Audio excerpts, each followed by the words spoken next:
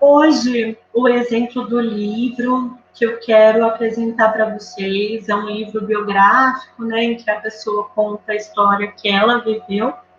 É de uma médica psiquiatra, a Kay Jameson, e ela conta que, mesmo tendo sido diagnosticada, sabendo sobreviver com o transtorno bipolar, por muito tempo ela escolheu não contar para colegas da medicina, colegas da psiquiatria, colegas dos locais onde fez pesquisas e trabalhou, por acreditar que o estigma em relação ao transtorno bipolar é muito grande. Até que ela decide, ela diz, é preciso contribuir para quebrar esse estigma. Então, mesmo correndo o risco de ter prejuízos no meu ambiente profissional, eu vou falar abertamente sobre viver com um transtorno bipolar, pensando que é necessária essa conscientização de que as pessoas que vivem com um transtorno requerem cuidado, requerem acompanhamento e requerem também a compreensão de que o mais importante é ter acesso a informações e ter acesso a condições de receber cuidado.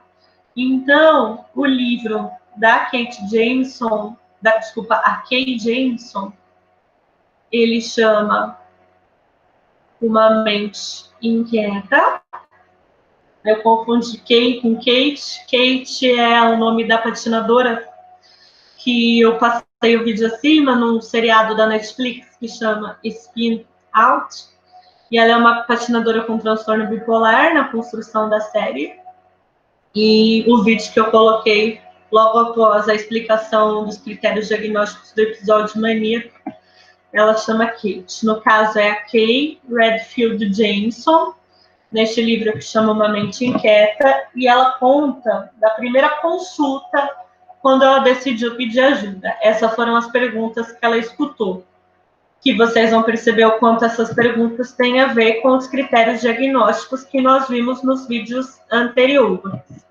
Quantas horas de sono eu vinha tendo? Eu tinha algum problema para me concentrar? Eu andava mais falante do que de costume? Eu falava mais rápido do que normalmente? Alguém teria me dito para desacelerar o que eu não estava conseguindo entender, o que estava dizendo? Né? Vocês vão percebendo que na consulta a pessoa que atendeu foi verificando a presença ou não de um episódio maníaco. Eu sentia uma pressão para falar constantemente? Eu andava mais cheia de energia do que de costume? Eu andava mais envolvida em atividades do que de costume? Ou iniciando mais projetos? Meus pensamentos estavam velozes?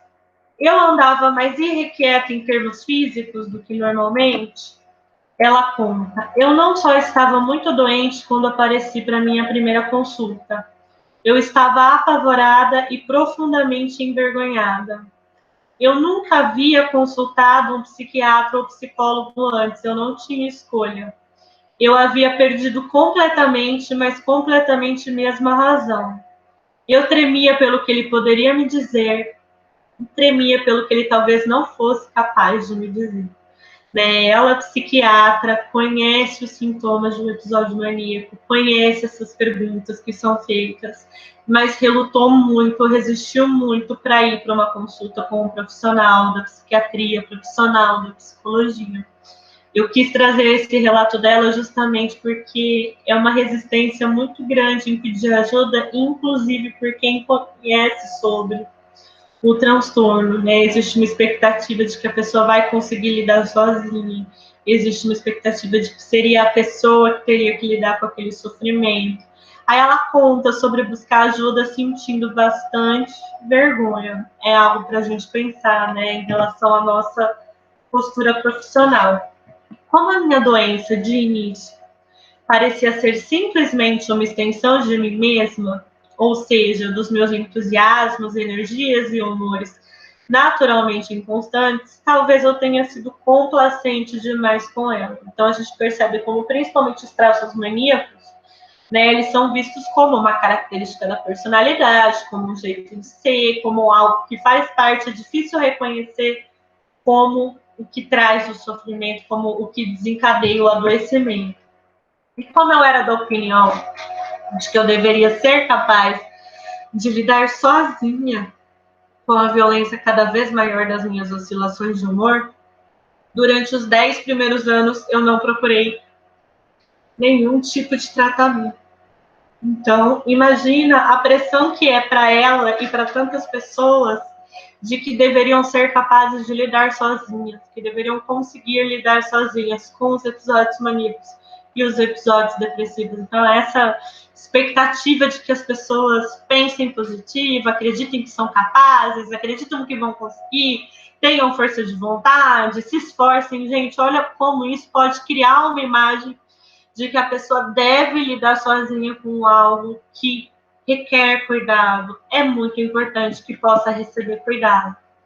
Eu estava acostumada que minha mente fosse minha melhor amiga, a ter conversas intermináveis dentro da minha cabeça, a ter uma fonte embutida de riso ou de pensamento analítico para me salvar de situações entediantes ou dolorosas.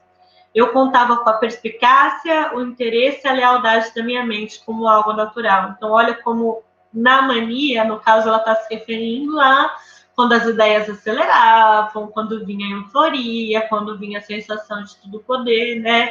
Ela não via como um sintoma, ela via como a mente como a melhor amiga.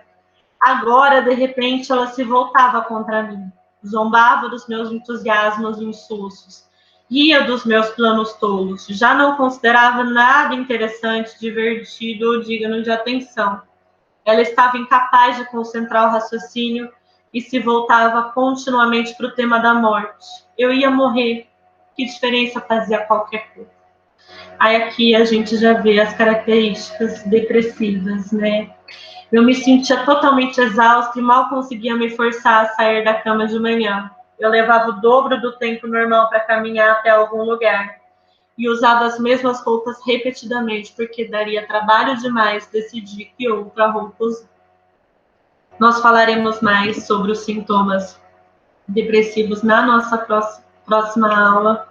O importante agora é a gente saber reconhecer, né, os traços de episódios maníacos, de episódios depressivos.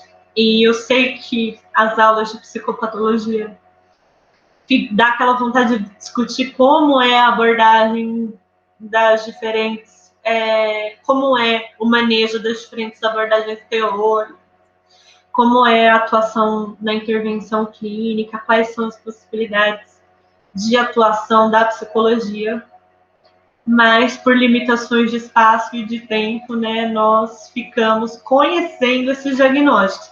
Mas é um primeiro passo, gente, sabendo quais são os diagnósticos, quais são os elementos que precisam ser identificados, abre-se um mundo de leituras para o estudo, para a pesquisa e para o preparo para a atuação profissional, certo? Lembrando que na aula que vem nós falaremos mais sobre a depressão.